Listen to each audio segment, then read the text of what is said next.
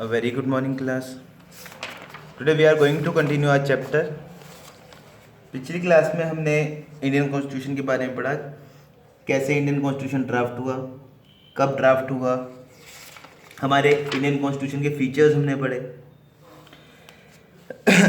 Preamble के बारे में जाना हमने, व्हाट इज़ प्रीएम्बल, इंट्रोडक्शन। उसमें प्रीएम्बल में जो वर्ड्स हैं, सॉवरेनिटी, सोशलिज्म, इनका मतलब क्या है, फेडरलिज्म इनका मतलब क्या है, डेमोक्रेसी का मतलब क्या है, ये हमने देखा। आज हम देखने जा रहे हैं India is a democratic republic. Democratic republic का मतलब होता है, a democratic republic refers to a government chosen by the people. जो गवर्नमेंट लोग चूज करें उसको डेमोक्रेटिक रिपब्लिक कहते हैं। All adult citizen have the right to vote and contest an election. जितने भी एडल्ट्स हैं वो फ्री हैं, उनके पास राइट है वोट देने का और या फिर कंटेस्ट करने का इलेक्शन में। रिगार्डलेस ऑफ कास्ट, वो किसी भी कास्ट के हों, मेल हो फीमेल हो, हिंदू हो मुस्लिम हो, रिलीजन कोई सा भी हो, चाहे वो अमीर है चाहे वो गरीब है, इससे कोई फर्क नहीं पड़ता, कोई भी इलेक्शन लड़ सकता है।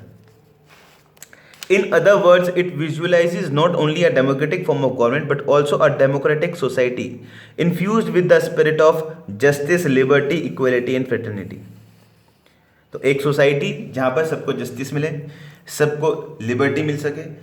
देखते हैं जस्टिस के बारे में, किस वे में हम जस्टिस के बारे में बात कर रहे हैं। यहाँ पर देखिए, the constitution secures to all citizens social, economic and political justice.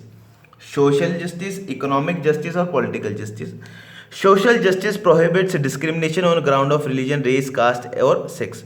Social justice का मतलब है किसी भी सिटीजन को इंडिया में उसके कास्ट, उसके रिलीजन, उसके कलर और उसके सेक्स के बेसिस पे डिस्क्रिमिनेट नहीं करा जाए।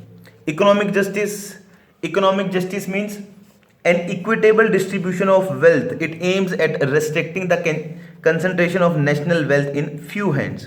इकोनॉमिक जस्टिस का मतलब है कि जो भी देश की इकोनॉमी है, जो भी हमारे पास पैसा है, वो इक्वल डिस्ट्रीब्यूट हो लोगों के बीच में, ऐसा ना हो कि किसी को ज़्यादा मिल रहा है या किसी को कम।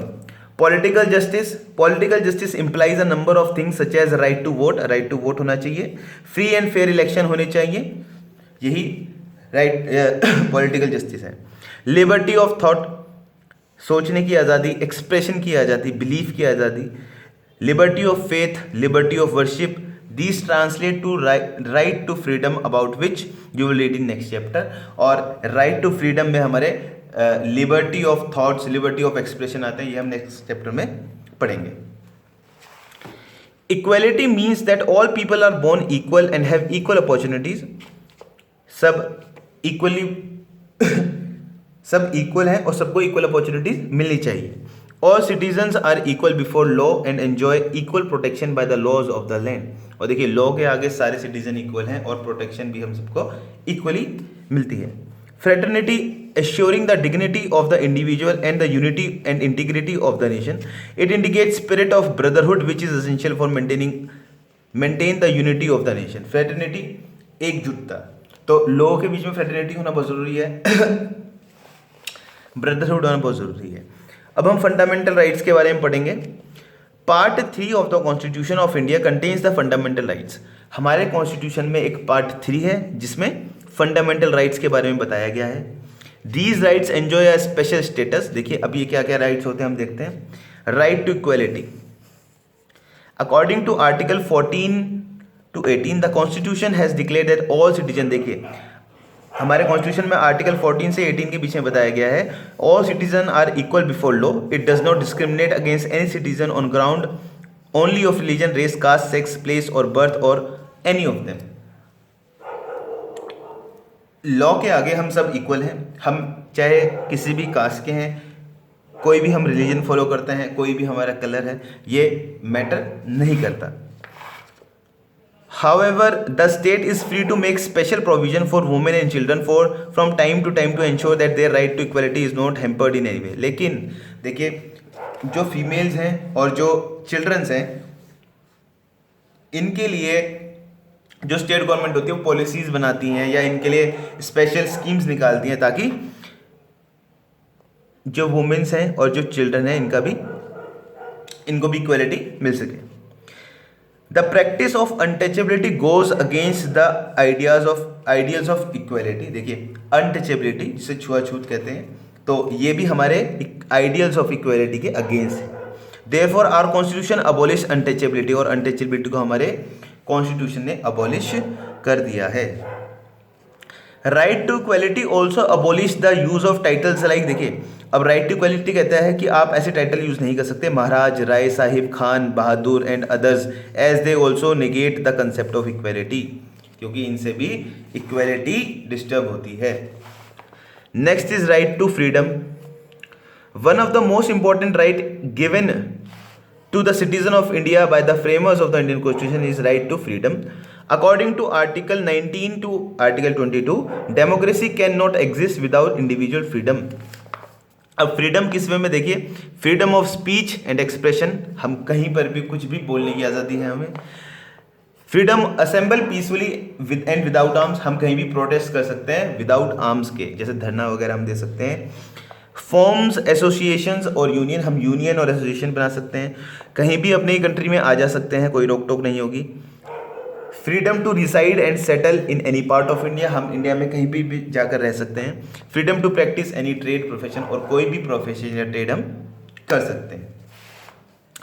द स्टेट में impose reasonable restriction on these freedoms in the interest of public order, morality and security of the country.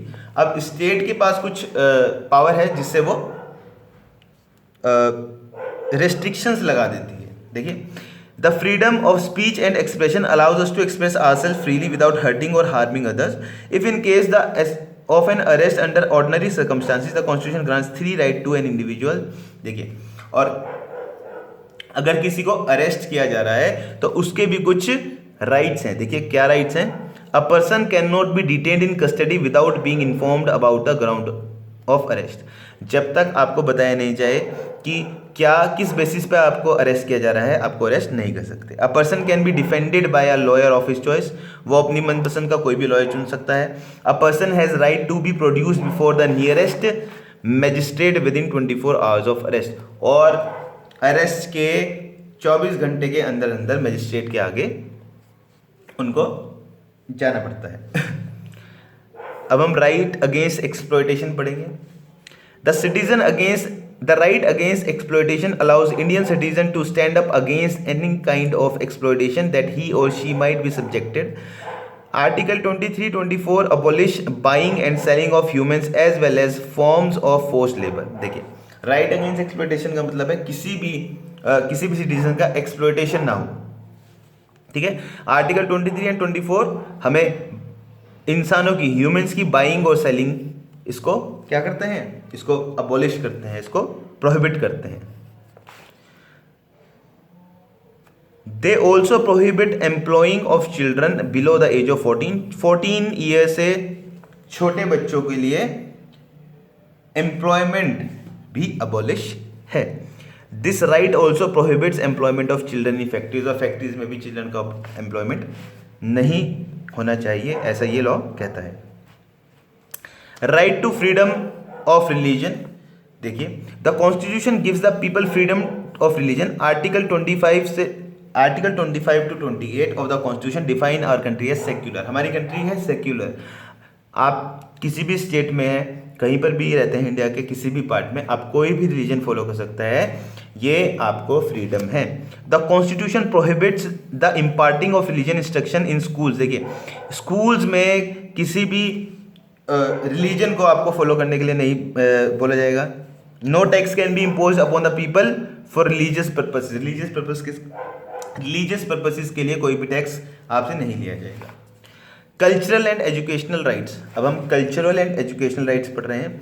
Article 29 to 30 of our constitution states that everyone has the right to develop and preserve their culture. हर इंसान को अपना culture बचाने की freedom दी गई है। People in our country belongs to diverse cultures and speak different languages. Each community possesses rich literary and artistic traditions. Her community का अपना आर्ट होती है, अपने कुछ ट्रेडिशंस होते हैं। Cultural and educational rights allow every citizen of India to have cultural and educational freedom. और जो हमारा कॉन्स्टिट्यूशन है ये हमें कल्चरल एजुकेशनल फ्रीडम भी प्रोवाइड कराता है। People belonging to different communities also have right to establish their own education, वो अपने खुद के एजुकेशन इंस्टीट्यूशन खोल सकते हैं, ठीक है। The government also helps in encourages the development of the cultural activities, और इसमें गवर्नमेंट लोगों की हेल्प भी करती है। राइट टू कॉन्स्टिट्यूशनल रेमेडीज, अब हम पढ़ रहे हैं right to constitutional remedies. Any citizen of this country can stand up for his or her rights against anybody, even the government of India. According to this right, the citizen have the right to approach the Supreme Court directly for the enforcement of their fundamental rights. तो India में कोई भी citizen है वो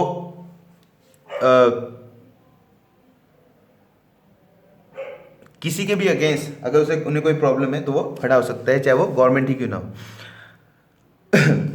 supreme court directly, और देखिए क्या होता है, इसके लिए आपको सुप्रीम कोर्ट में जाना पड़ता है। सुप्रीम कोर्ट क्या करता है, directly for the enforcement of their fundamental rights.